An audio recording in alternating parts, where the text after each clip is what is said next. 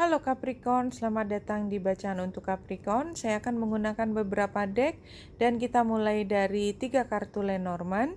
Ambil jika resonate, lepaskan jika tidak resonate.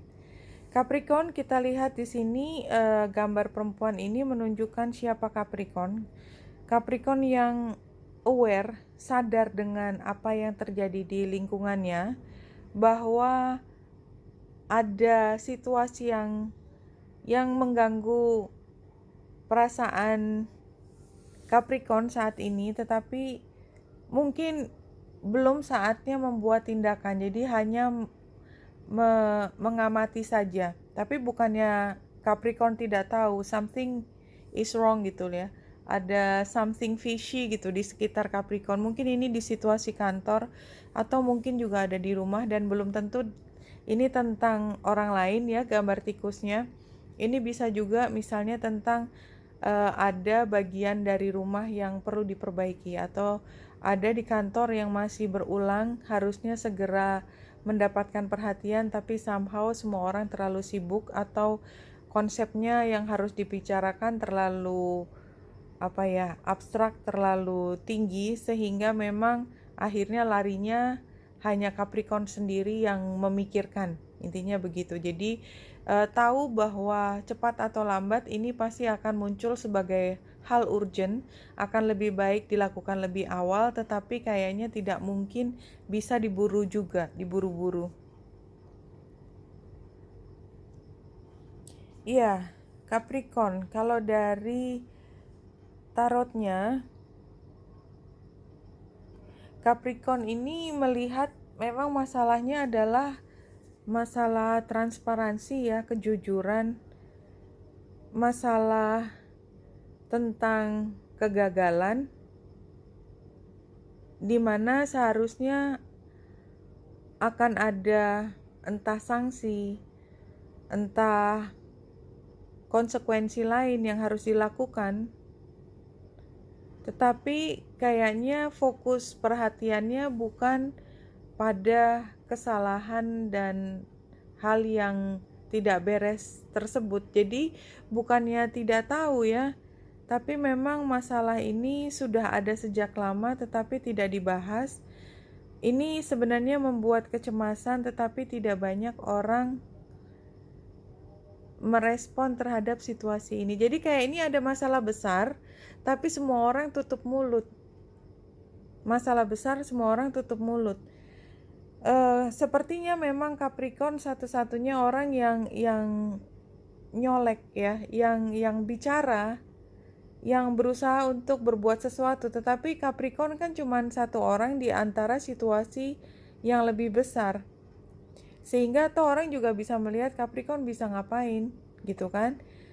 Ini kan harus ada pergerakan yang lebih besar gitu, harus ada lebih dari satu orang yang membawa ke permukaan.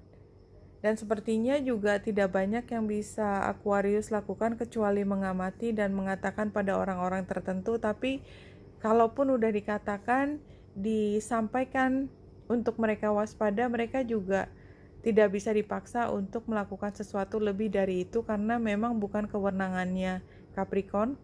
Kalau ini adalah tentang pasangan, barangkali buat beberapa Capricorn ini sudah mencium lah ada masalah di sini, ada informasi yang tidak disampaikan.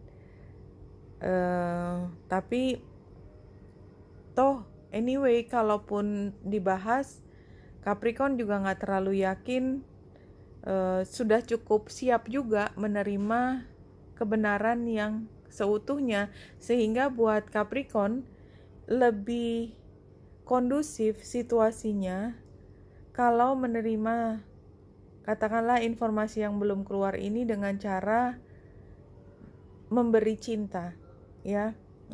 Ace of Cups-nya ini adalah ya sudahlah, karena sebenarnya situasinya adalah mungkin dia juga adalah masalah sehingga juga tidak bisa dilakukan sesuatu.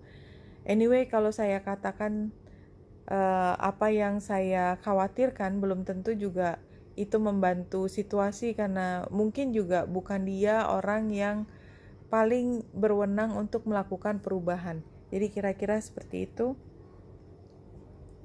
Kita lanjutkan Capricorn dengan 1, 2, 3, 5 kartu yang berbeda untuk situasinya Capricorn. Oke, Capricorn di sini ada the current situationnya adalah heartache and loss.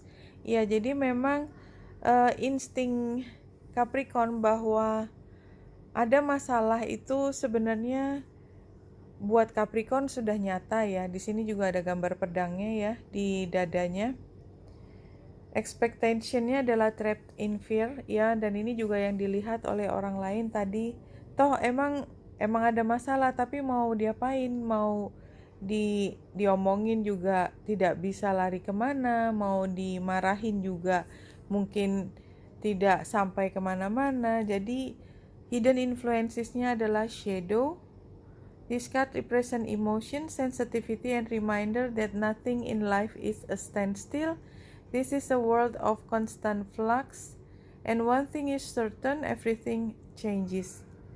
Jadi, anyway, saatnya lebih bijaksana untuk tidak melakukan apa-apa, tetapi anyway, universe akan melemparkan perubahan ini pada situasi yang dihadapi Capricorn anyway. Jadi advice-nya adalah sacrifice. Kalau sacrifice ini adalah penggambaran dari The Hanged Man.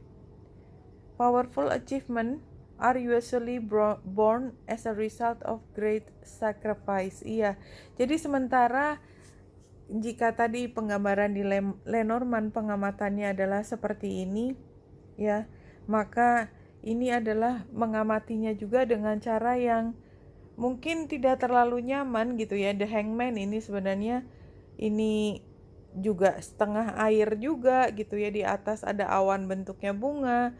Ini adalah posisi yang aneh, tapi ya sudahlah, apa yang perlu saya berikan sekarang, walaupun mungkin tidak jelas kembalinya bagaimana, saya lakukan saja sacrifice, sehingga kedepannya akan ada pilihan ke arah mana Capricorn bisa mengambil jalannya. Dalam hal partnership atau dalam relationship, kita ambil spread yang ini, sudah diacak. Iya, hubungan ini memang hubungan yang masih akan berevolusi intinya. Dengan Two of Wands di sini akan masih ada perubahan. Dua energi ini masih belum stabil anyway. Buat Capricorn yang penting adalah kejelasan dalam semuanya, termasuk kalau misalnya perlu kestabilan itu ada. Kalau misalnya orang masih punya masalah dengan memastikan semuanya itu harus by the book ya, semuanya itu harus jelas di atas kertasnya, dan orang bermasalah, ya biarin aja gitu, biarkan saja, karena yang penting Capricorn berpegang pada aturan dan lain sebagainya. Si dia memang sifatnya lebih bergejolak lah, istilahnya lebih bergejolak dan sangat dipengaruhi oleh emosi. Kadang-kadang juga dia mudah terpancing untuk komunikasi yang memanas, dan kadang-kadang lupa juga bahwa sebenarnya hubungan ini dasarnya awalnya adalah cinta, dan entah kenapa sekarang mungkin dia terfokus pada ambisi tertentu. Message from Spirit buat Capricorn.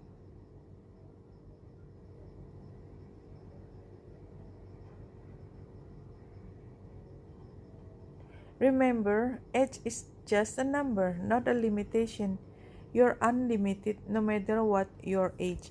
Iya, jadi barangkali sebenarnya ada masalah besar, tetapi Capricorn tidak banyak melakukan sesuatu karena berpikir kalaupun berubah lalu mau apa? Kalaupun berubah nanti saya harus mulai dari nol lagi.